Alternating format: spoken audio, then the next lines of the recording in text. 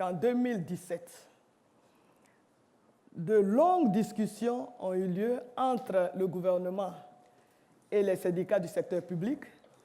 Les syndicats où leur plateforme avait effectivement fait un certain nombre de revendications. À la fin de cette discussion, un accord a été conclu entre le gouvernement et le monde syndical.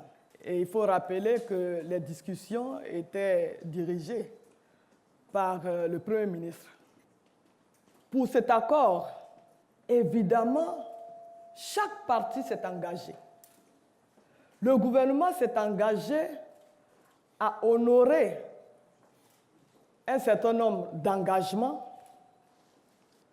le paiement des effets financiers, la bonification, la pension de retraite, etc., à procéder à des recrutements.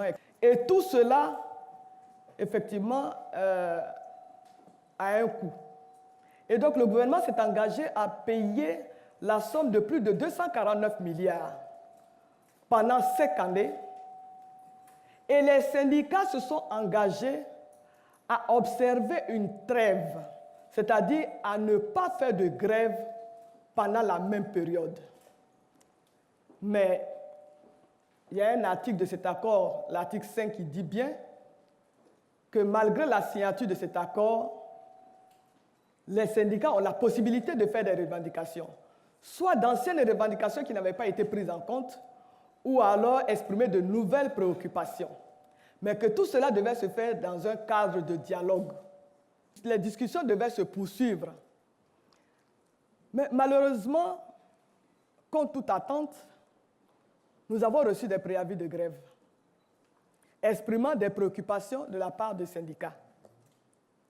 Aussitôt, nous avons entamé les discussions avec les syndicats, contrairement à ce qui a été dit, et j'ai même ici un chronogramme de discussion, et nous avons demandé à nos collègues enseignants de respecter la trêve sociale, de respecter leur engagement, de respecter cet accord qui existe entre eux et le gouvernement. Étant entendu que le gouvernement, lui, justement, a commencé à honorer ses engagements en payant des sommes aux syndicats, et ça, cela peut se vérifier, non seulement auprès d'eux, mais si vous prenez leur bulletin, vous verrez bien que le gouvernement a commencé à honorer ses engagements. Donc nous demandons aux syndicats de respecter l'accord qu'ils ont pris. Ils n'ont pris qu'un seul engagement, alors que l'État s'est engagé sur plusieurs points, et l'État a commencé justement à honorer tous ses engagements.